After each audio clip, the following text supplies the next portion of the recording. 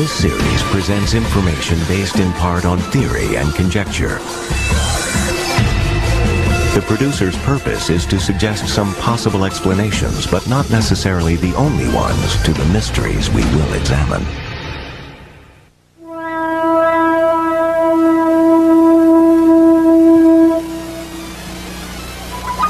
They've been reported at dusk or in the dead of night, in clearings, amid still woods and fields in lonely farm country.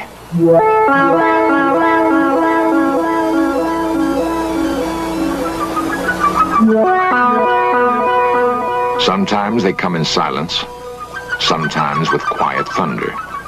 Often they leave marks in the earth, signals of their passing. They've been seen but fleetingly, and their extraordinary presence creates a frightening mystery. In fields from West Virginia through Wisconsin to Oregon are the beginnings of answers.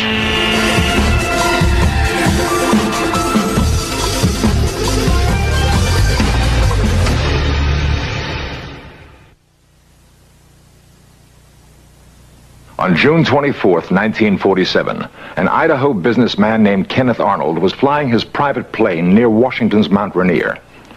He saw 9 disc-like objects moving rapidly along the horizon. Arnold said they moved erratically, like saucers skipped across a pond. Flying saucer thus became part of our language. After the Mount Rainier sighting, unidentified flying objects were reported all over the country, an astonishing number of them. And the sightings have continued to this day.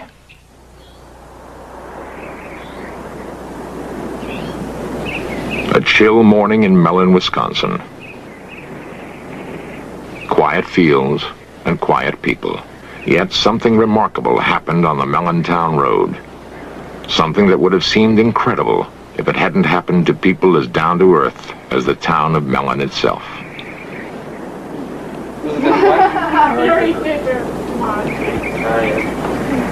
much did you make out of last year? Maybe about 20-some bucks. I made about $5.60. Philip Baker works in a mill on the same job for more than 20 years. He's grown up here and passed on to his children a love for the land, a love for planting and harvesting his own crops, for cutting wood to warm the house in the long Wisconsin winters. He was an officer in his union once, but stepped down because it meant too much time away from his wife Shirley and their kids, Monty, Jeff, Jane, and John. Lazy good for nothing. The most important things to the Baker family are hard work and being together. They were together the most incredible night of their lives. It was March 13, 1975. I was carrying 2 cats.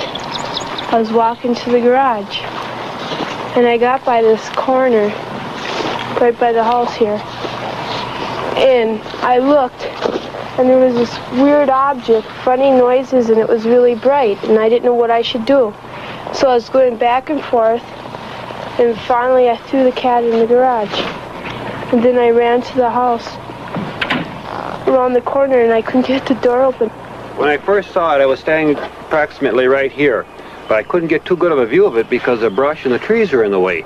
So then I went back into the house, and I got my coat on. My 2 youngest boys and Jane were following me.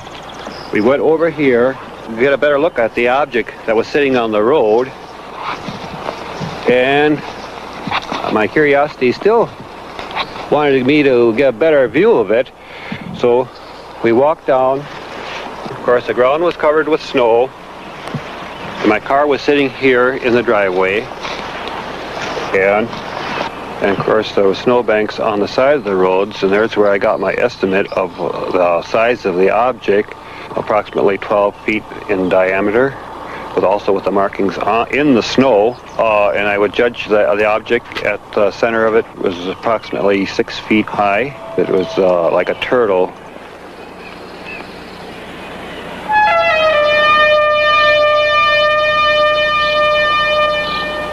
My 2 boys and my girl started to proceed here closer. My girl told me not to go any closer to it. She ran back in the house. He was going to go walking up to it, and I went back to the house and told my mom that he was going to go up there and get closer to it.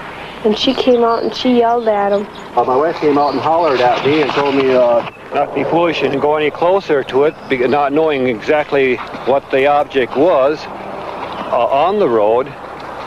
And of course I did get a very good view of it from here, as there was nothing blocking my vision on the road.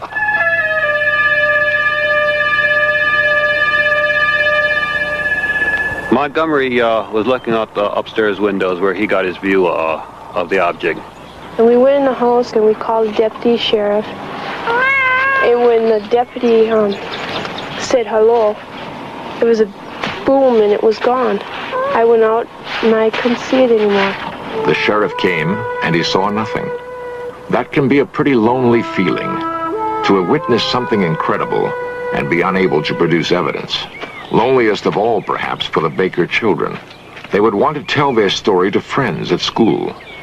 But who would believe them? Well, Monty, my oldest boy, he was all upset. He told my other two boys, now don't say anything. Don't say anything to kids at school. We don't want nothing of this to get out. And of course, Janie was in tears. She says, well, I know what I saw.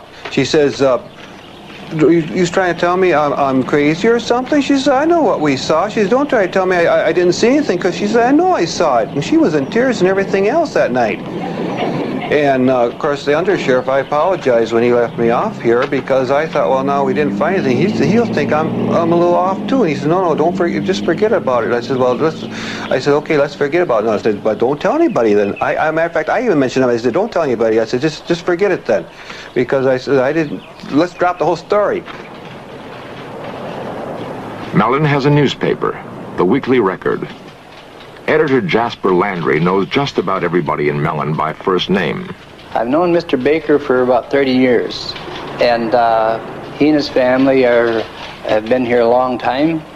And when this story broke on the UFOs, he asked me not to put it in the paper because of the anxiety his family was being put through by callers and curiosity seekers. And so I thought that I wouldn't. And he was very appreciative. I honored his wish to not have it printed. The story got around anyway, of this country lane where the Baker family saw something big and metallic with red and green lights. Something that was gone almost as soon as it came. My name is George Ree, Mellon, Wisconsin. I am the undersheriff of Ashland County. On this night in question, I answered a complaint of Philip Baker, and I arrived at the site and I investigated it, and I firmly believe that the Baker family did see an object. Sheriff Ree had good reason to believe Baker's story. He may have arrived at the Baker house too late to see anything there.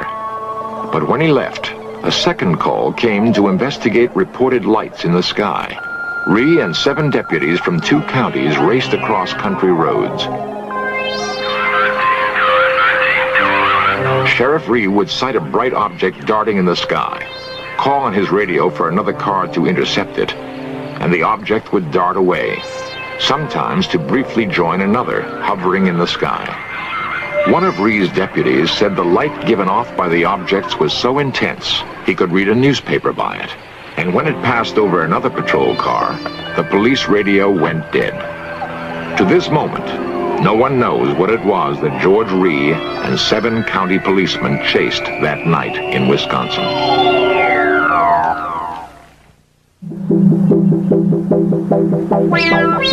Big Chimney, West Virginia. It has been suggested that the overwhelming percentage of UFO sightings occur in small towns and rural farmlands for good reasons. The view is less obstructed, for one thing. The residents are more likely to be looking up at the sky, more sensitive to the changing lights above. It's about 9:30 in the night. We were driving north on 119 towards Clendon, and my wife saw some intensely bright lights in the sky, and she commented that this was the brightest airplane lights that she'd ever seen. I looked up, and there's this big diamond-shaped object with big flat ends set right above the treetops. Carol Critchfield pursued his UFO to the spot where he saw it set down and found marks that could have been made by landing gear.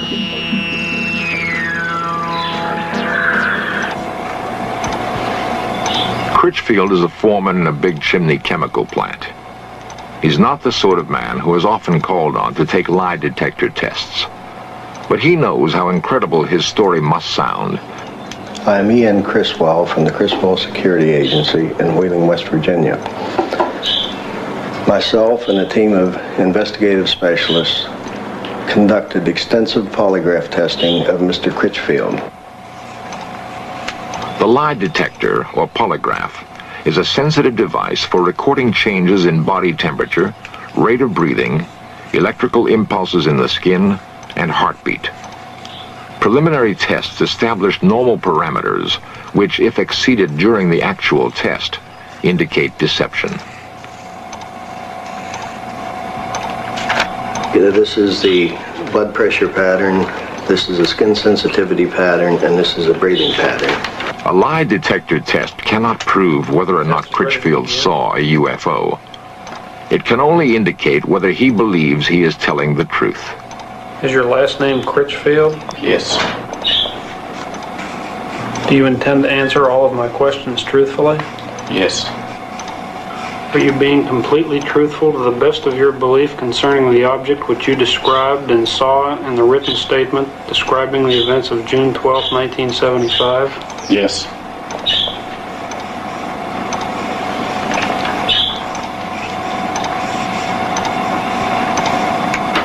Are you being truthful when you say that in the first 35 years of your life you have never lied to a police officer? Yes.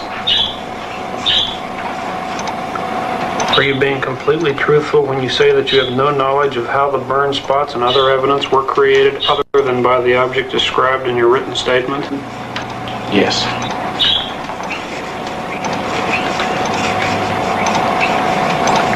The test is now over.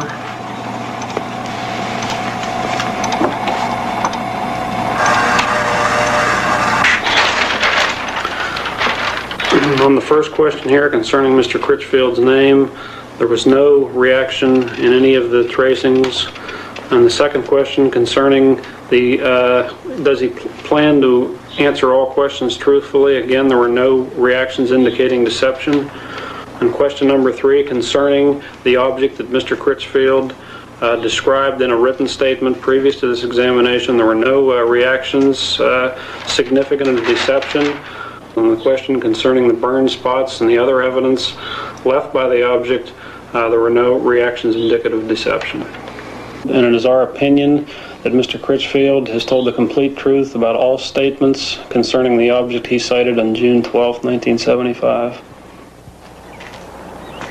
It would be unusual indeed if a man not noted for vivid imagination and guile could invent a story about a UFO and then control half a dozen involuntary body functions in such a way as to fool a sophisticated machine and experienced technicians.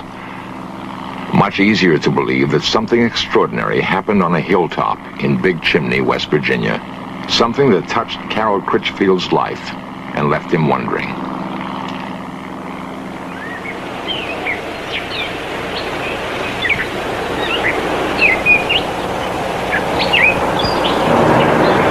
The pocket transit also can be used to get... Some men, like Ted Phillips, are dedicated to finding answers for the growing number of perplexed people who have had UFO experiences. Phillips is an amateur scientist and UFO investigator. Neat little pocket penetrometer.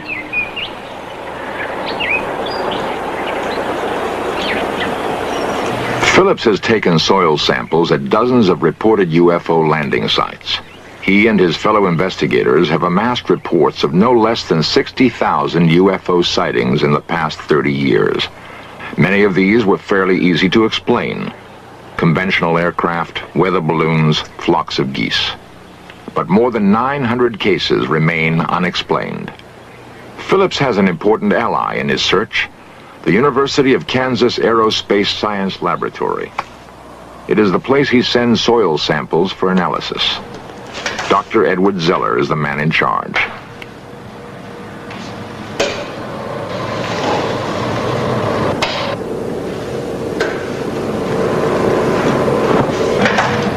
Zeller believes it would be unscientific to ignore UFO reports, and that the techniques of hard scientific analysis can be put to work finding answers. Medford, Minnesota. Medford provided Dr. Zeller with a test sample, and a remarkable story told by Janet Kay provides the background. On the night of November 2nd, 1975, I was sitting here doing my homework, and I looked out the window, and right above the blue building, I saw a UFO come down out of the sky. And it landed behind the building, and behind the building is a football field. It landed there. There were two other witnesses, Janet's mother, Helen, and her brother, Jerry. A lot of people in town saw it. I don't know how many people saw it and told us the next day that they saw this thing up in the sky. In the sky. As we pulled around the driveway here, I noticed up by the blue shed over there that there was something in the sky. So I pulled out of the driveway, and I said, turn down here, we can maybe get closer to it. So we just went over this way. And then you could just see it real good before the trees. It was definitely right there. And we just drove up here, and by that stop sign there, the railroad tracks, there's a fence across, so we couldn't go any further. And we just noticed it. It was just coming right in front of the trees, and we just stood here a minute till we saw it just glide over the top of the trees, and then it was gone. Well, a couple days later, after we saw the UFO go down, I saw a lot of people over here looking at something, so I came over here and I found this big brown spot on the football field where the grass had been burnt. As you can see, the blue building is right over there, and the burned spot is right here, and it's right in line with the window we saw the UFO come down from. Now, this happens to be the sample from the Medford site, number 2, which does show some strange luminescence properties. And so I'd want to make sure that the sample that I'm dealing with is not in itself radioactive. And I don't find that it is. I don't see any evidence of increased radioactivity. Yeah, at the time, it wasn't scary. It didn't frighten me when I looked out the window and I saw it. I didn't get scared or anything. But afterwards, when I realized that what I had seen was unexplainable, that's when it started to get scary. And then when they found the patch on the football field, well, that got a little worse. Furnace ready to be inserted here into the light chamber. And now we've inserted the sample, which is on the electric furnace, into the chamber, and we're going to start heating it. It's been 6 months since we saw the UFO go down, and as you can see, the burnt spot is still visible.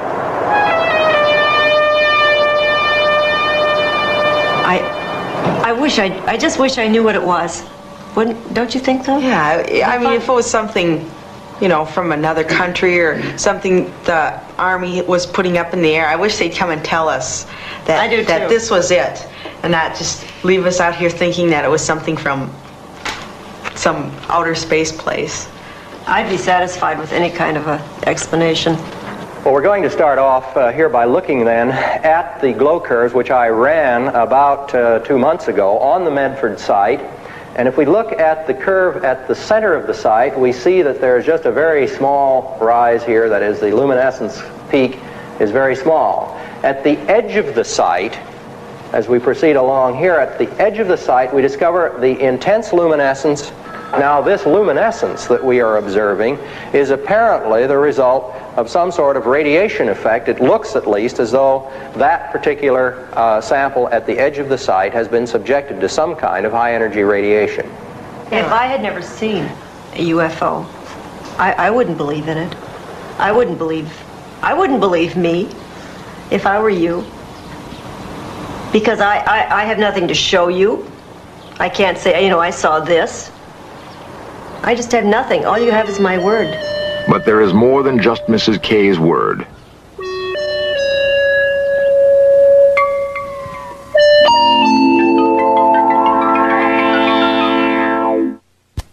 In a recent Gallup poll, 15 million Americans claim to have seen a UFO. 15 million. The same poll showed that 51% of the adult population is convinced that flying saucers are real. For those who haven't seen one, this is a recreation of what Carol Critchfield saw on a hilltop in Big Chimney, West Virginia.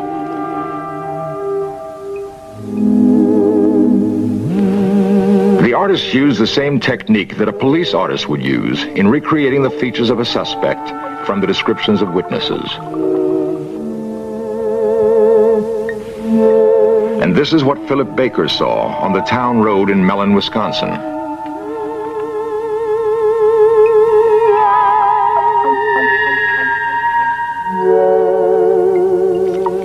Helen Kay and her children saw this object land on a football field in Medford, Minnesota. The last systematic attempt by the U.S. government to investigate UFOs was conducted by the Air Force and was called Project Blue Book. Project Blue Book ended in 1968. The Air Force had by then investigated more than 11,000 UFO sightings and found explanations for all but 676. The Air Force seemed to have no interest in the sightings it could not readily attribute to earthly phenomena. Perhaps it's time to approach the question of UFOs again, without bias. For we can only hope that if we are being studied by aliens, it is with more thoroughness and care than we have focused on them. Coming up next, more UFO lore as we set off in search of UFO cover-ups. Then, Pappy Boynton and his flyers used some captured enemy planes for a raid on a Japanese aircraft carrier in the Black Sheep Squadron. And tonight, History Undercover opens the files on the cover-up of the attack on the USS Liberty. The captain and crew believed the unmarked planes that attacked them and killed 34 sailors were in fact Israeli. That's at 8 o'clock tonight. But stay tuned now for In Search Of, here on the History Channel.